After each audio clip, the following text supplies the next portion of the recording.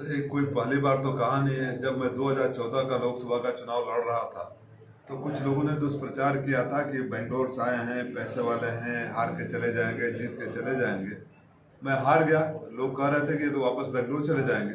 ठीक उसके तीसरे दिन इसी हिंदी भवन में पुरानी रिकॉर्डिंग होगी, है, फेसबुक पर भी होगी तो देख लीजिएगा।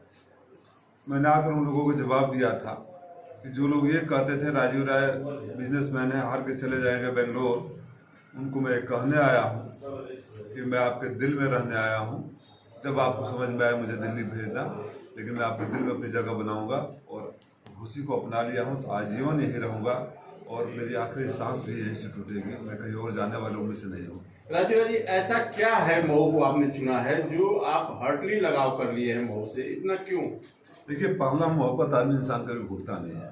पहला चुनाव में जिंदगी का लोकसभा का ही लड़ा और वो मौका मुझे घोसी में मिला। कल्पनाथ राय जी का नाम सुनकर हम लोग बड़े हुए थे, विकास पुरुष, और वो एक हम लोग कहीं थे बचपन में सुना करते थे। मैं कल्पनाथ राय जी से जब मिला तो प्रभावित भी बहुत हुआ था। और जो वैक्यूम हो गया, ये ऊपर वाले का निर्णय था कि मैं घोसी चुनाव लड़ने आऊँ।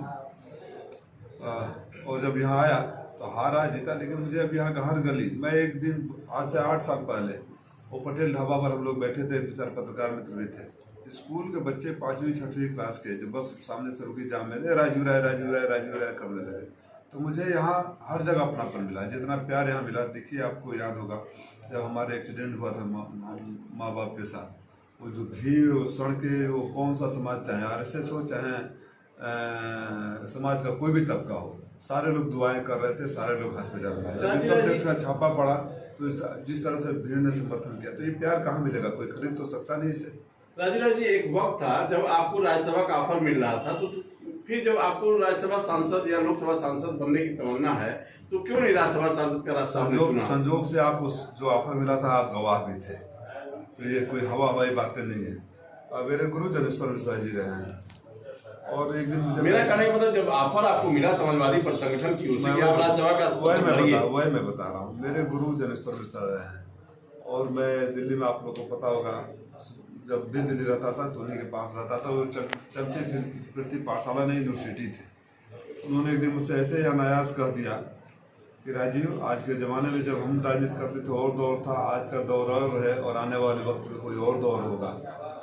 अब सांसद, विधायक, मंत्री बनना कोई बड़ी बात नहीं है।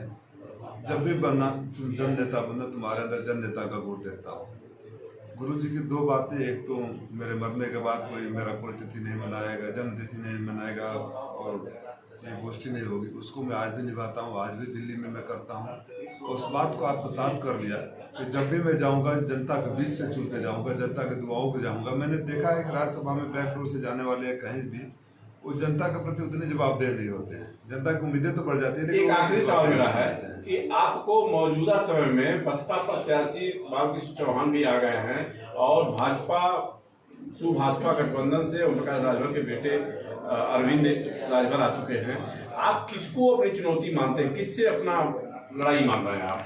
मेरा चुनाव यहाँ की जनता लड़ रही है।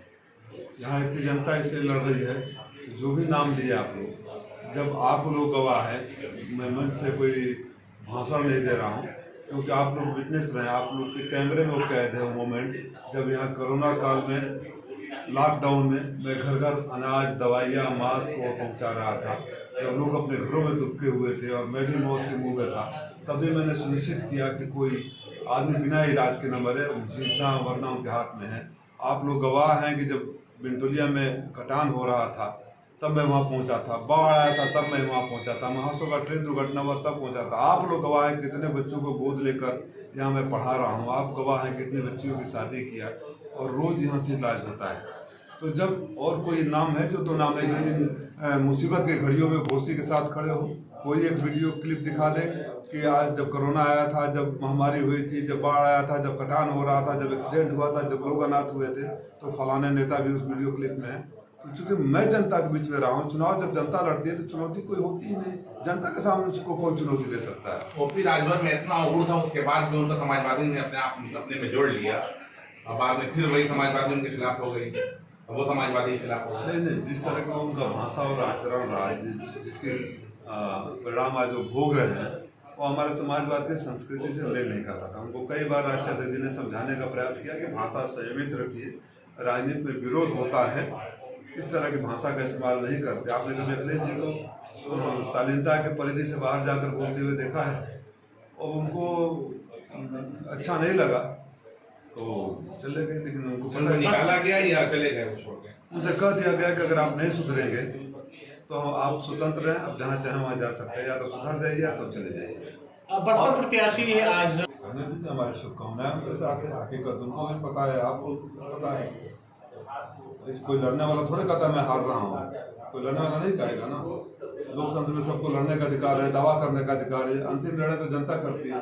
ओम प्रकाश राजभर कहे थे कि हम बीएसपी से सेटिंग कर लिए, तो क्या माना जाए कि जो प्रत्याशी आए हैं सेटिंग करके आए हैं? देखिए, इसका जवाब तो ओम प्रकाश जी देंगे और चौहान साहब देंगे।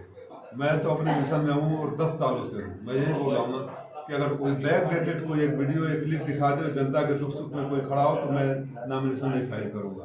कभी कोई नहीं रहा है, तो जनता के सारे लड़ रहा हूँ, जनता मेरे साथ है।